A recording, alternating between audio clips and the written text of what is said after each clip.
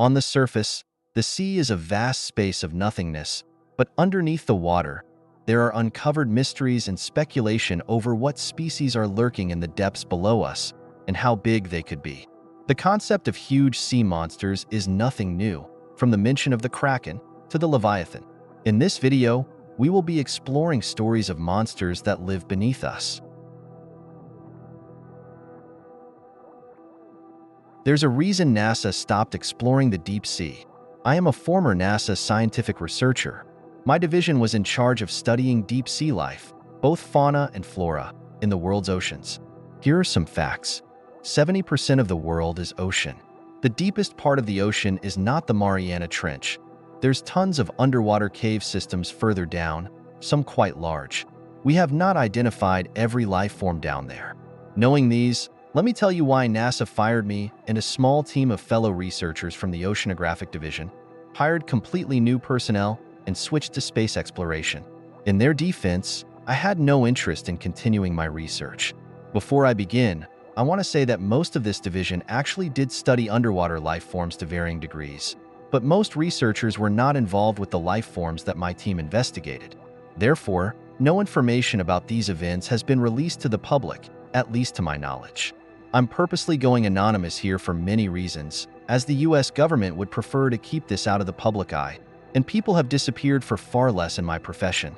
On an off note, it's deeply tragic what happened recently with the submarine that imploded. I think I'm correct in my suspicion on what caused it, of course, but it's not what the public was told. Anyway, I will now detail a few incidents that I think the public needs to be aware of. Case Study 1. Montserrat Oil Rig Diving Incident. I was involved with a study that was sanctioned between NASA and a private corporation to investigate an unknown anomaly. Metal parts at the bottom of the rig had taken damage from an unknown source, and a dive team of 3 was sanctioned to investigate it. The dive did not go well. Something we'd never seen before was down there with the divers. We do not know much about it, but I can tell you what we do know.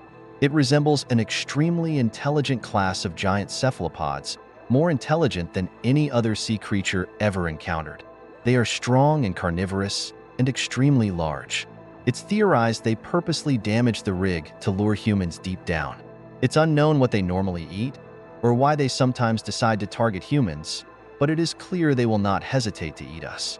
The 3 divers that were attacked had little means to defend themselves. These cephalopods worked in unison, with an extreme understanding of human equipment. One cephalopod removed a diver's air tank from his back, while another removed his fins. Their tentacles have extreme suction and can attach to any object. Dive knives did not appear to damage their bodies, where in the past divers have been able to fight off Humboldt squids and other cephalopods with them. A second diver was choked by a cephalopod from behind as another created a distracting light display with its body, showing they had an understanding of how humans breathe. Note, they can flash and take on any color as it suits them, unlike other squids, but normally they resemble a black-blue color, which is almost imperceptible at the deep depths that they live, and explains in part how they are able to avoid discovery. Of course, none of us saw them coming in the research vessel up top, and it was too late to warn anyone. The 2 divers who were attacked perished, and we can only assume they were likely consumed. Amazingly, the 3rd diver was able to use an underwater flare to escape and report back the events in detail. As it stands, fire is this life form's only known weakness. Case Study 2. USS Cyclops Missing Ship Log Recovery. What began as a normal shipwreck investigation has arguably become one of the biggest cover-ups in history. The ship's location has not been released to the public, and I agree that it should be kept secret. The beings that took that ship down should be avoided at all costs. To this day, the public does not know anything other than that a US ship disappeared. Perhaps these creatures can be blamed for other missing ships, though we cannot prove that. This ship had a log that detailed the same beings encountered at the Montserrat oil rig. Black-blue giant squid-resembling entities that work in teams and can use tools of human creation. These cephalopods engaged the ship at night in a surprise attack and damaged it beyond repair. They dragged down survivors, including many from atop lifeboats, using their tentacles. They left no trace of their encounter. They are clearly incredibly strong and can easily hold humans underwater, drowning them. There's a theory that they may even derive pleasure in killing, shown by them flashing certain patterns on their bodies immediately upon the taking of a life, although this is still just a theory. There are other incidents that I won't get into here. I don't intend to scare people by bringing this information to light, but I do think diverse, and people who are interested in using submersibles to investigate the deep sea need to be warned. These creatures normally stay in very, very deep water, and there's only a few incidents of human interaction. For the common person, they generally pose no threat. While extremely intelligent, they have not shown the ability to create tools, only to use those which humans have made. It is likely that they only go after humans when they are unable to find sufficient food sources in their own environments. We believe them to be just another species of giant squid, albeit an extremely intelligent one. I cannot understand why our government is hiding their existence, as they are just natural sea predators like sharks and orca whales, but whatever the reason, remember this. Humans are not the top predators in the deep ocean. Naturally, NASA has chosen to avoid further exploration of the deep sea, for now, to avoid contact with these creatures until the proper measures are put in place.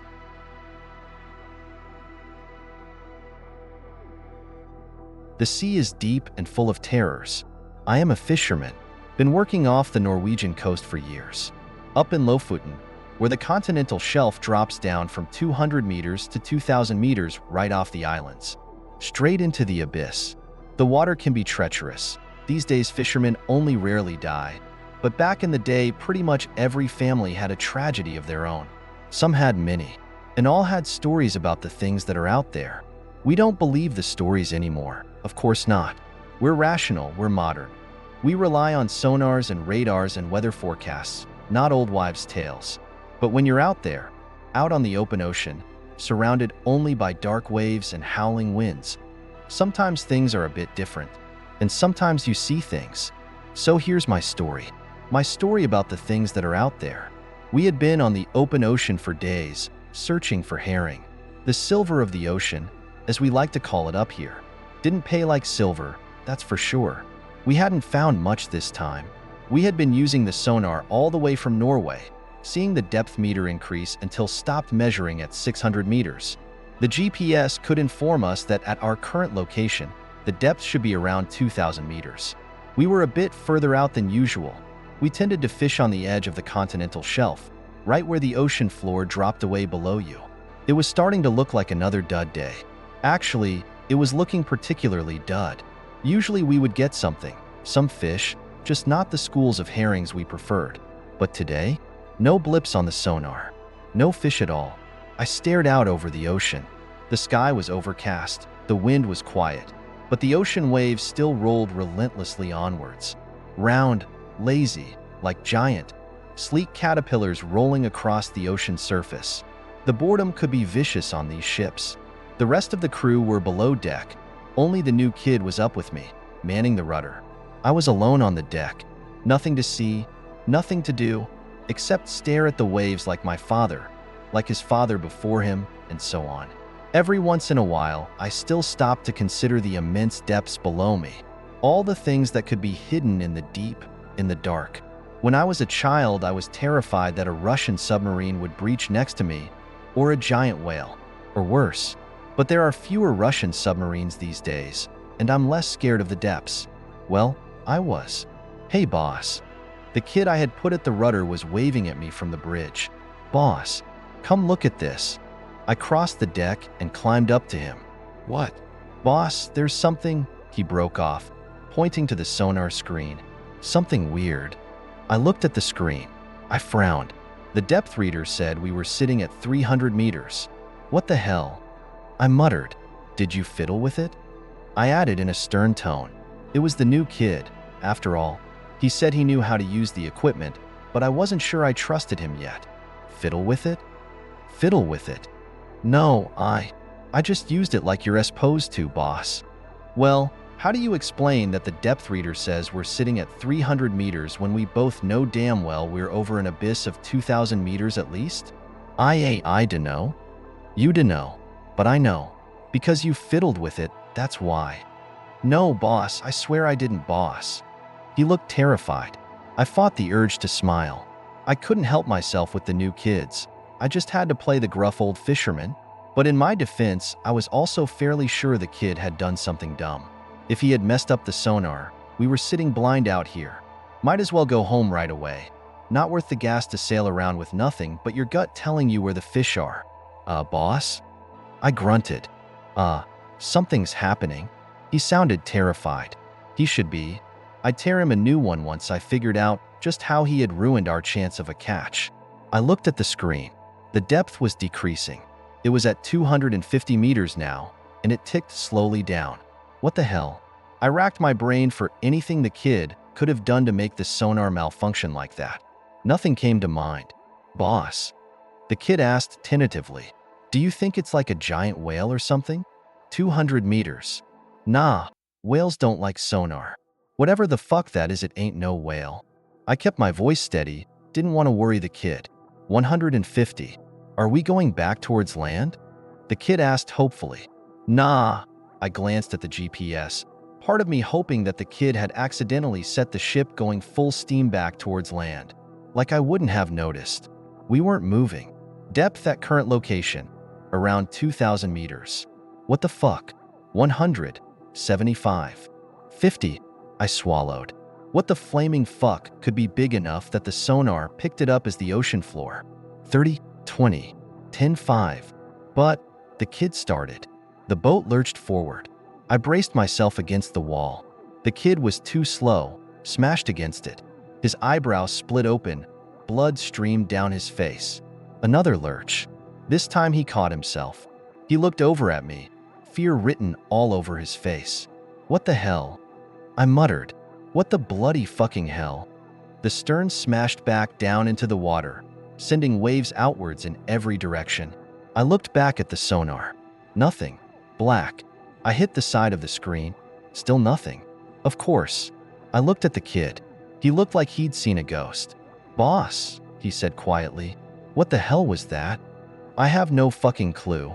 I said in a low voice. No fucking clue. The sonar was gone. One of the guys who had slightly more technical acumen than me tried fixing it, to no avail. It seemed like the part that sent the actual sounds out was just gone. We headed back for land. Like I said, no point in wasting gas out there if the sonar was out. And, frankly, I did not want to stay in that spot for another minute if I could avoid it. Once safely docked, we checked out the whole boat. It was fine mostly, except the underside was covered in strange scratches. I have been fishing since I was 14, never seen anything like it. It looked like a giant bear had clawed all over the hull. No, not a bear. The marks were too irregular. I had no idea what had made those marks. Nothing that lives off the coast of Norway could make those marks. Nothing I knew of. Stranger still, the sonar equipment was gone. It was ripped out. It looked like someone had just grabbed onto it and yanked it out. Something big. We replaced the sonar. We didn't talk much about what happened that day, but we never went as far out over the shelf again. The kid went into a different line of work. I don't blame him. I have thought a lot about what happened that day. I still don't know the answer, and I don't think I ever will. I don't think I want to. What I do know is that sonar disturbs the waters. The sound is heard by most large sea animals. It scares off whales, messes with the balance and orientation of squids. Someone said that sonar is to whales like blasting AC/DC at the old folks' home. And humans have been out there, blasting AC/DC for a generation. Let me tell you what I think. I think we woke something up, something that got pissed off, something that decided to rip out the cord to the boombox, so to speak, something that was polite enough to let us off with a warning, something that might be less forgiving the next time it is woken up from its slumber. I'm going to be honest and say that I'm not a big believer in most of the cryptids that get mentioned here frequently. I try as hard as I can to maintain a skeptical mindset when studying these kind of cases, because while I want very much to believe in fantastical species that we haven't discovered yet, the evidence, whether anecdotal or physical, has to be there. The cases that are truly worth studying are the unknowns, the ones that withstand scrutiny and still have no rational explanation, made by credible witnesses who never sought to profit off of their experience. That's why the underwater sighting of American Navy officer Captain Marvin McCamey's while accompanied by Captain Bill Rainey, stands out. Both were in the famous deep-sea submersible Alvin on July 1965. Sent down to check on the listening array Artemis, they were in a very deep area in the Bahamas, known as the Tongue of the Ocean. According to McCammie's, the submersible was already about 1,500 meters, 5,000 feet, underwater, when they descended another 90 meters, 300 feet, following a cable that spanned a crevasse. Noticing movement, McCammie's first thought that the sub was drifting along the cable, but realized that it was the object that was moving. Swinging around the submersible in an arc, he observed what he first thought was a utility pole. In Charles Berlitz's Without a Trace, an overall collection of strange encounters in the Bermuda Triangle area, he describes his encounter, which visually sounds like a plesiosaur, an extinct marine reptile commonly used as an explanation for sea monster sightings. I was astonished to see a thick body with flippers, a long neck, a snake-like head with two eyes looking right at us. It looked like a big lizard with flippers. It had two sets of them. Then it swam upwards with its back turned before we could get the cameras angled. They were set to photograph 15 to 25 feet in front of the submarine, and the thing had already swum out of the camera angle but was still around. The shock of his encounter compelled McCammie's to return to the surface, where, with a lack of proof for his sighting, he was laughed off the deck by other officers. He entered the sighting in the wet log, but he believed it had been deleted by the Navy and thus did not appear in the final log. McCammie's claimed that in 300 to 400 undersea dives, he had never seen anything similar. McCammie's, who died in 2004 and is thus sadly unavailable for further interviews, was a highly respected and decorated officer in the Navy. He received a Meritorious Service Award in 1966 for recovering a hydrogen bomb lost in the Mediterranean. From 1966 to 1977, he held the position of Research Associate in the Navy. Adding to his credibility is the fact that he also wrote several scientific publications. He also worked with Bob Ballard, a professor of oceanography who worked with National Geographic and discovered the Titanic in 1985. Bill Rainey, McCammie's companion, was a similarly respected Navy officer and just as experienced as McCammie's in deep-sea diving. He was also a recipient of the Meritorious Service Award. Sadly, he passed away in 1985. Charles Berlitz's book, while it does at least make some attempt of skepticism when going over cases, is still easily comparable to many less credible, pulpier publications, so I felt the need to find McCammie's encounter mentioned somewhere else. I talked to respected cryptozoologist Scott Martys, who communicated with McCammie's over a phone call sometime in the late 90s and confirmed that the sighting had taken place. McCammie's only had one correction to make, that Berlitz had incorrectly placed the date of the encounter at 1969 as opposed to 1965. Martys also mentioned to me that he had sent McCammie's illustrations of plesiosaurs, as well as the popular depiction of the Loch Ness Monster. McCammie's stated that they looked similar to the creature he had seen. I find this case much more credible than most for many reasons besides the witness. Most sightings used to bolster the prehistoric survivor paradigm involve a head or a few humps. There are very few sea monster sightings that describe seeing the entire body of the animal, making it easier to write them off as a misidentification of animals known to science, like seals swimming in a path or an oarfish. This is the only underwater sighting of a plesiosaur-like animal I have heard of. Not only that, but we are still discovering large animals, over 20 feet, in the ocean, such as the beaked whale. Beaked whales are the deepest diving mammal known to science, with a record of almost 3,000 meters.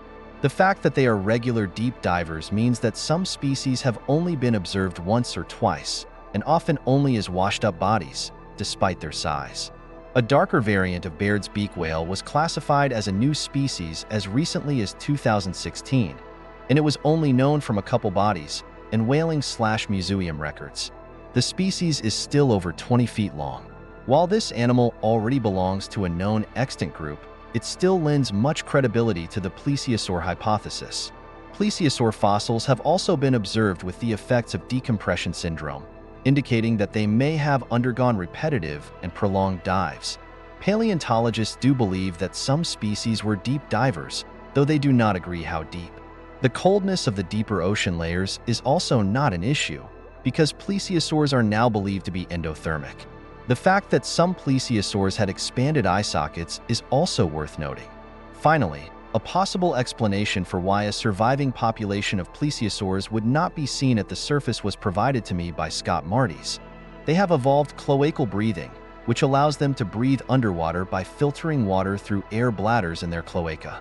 Some deep-diving turtles, such as the spiny softshell turtle today, have this ability, and it allows them to stay underwater for up to 3 days. Thank you for watching this video. If you enjoyed it and would like to see more, please like and subscribe. If this video hits 200 likes, I will do another Sea Monster Stories compilation.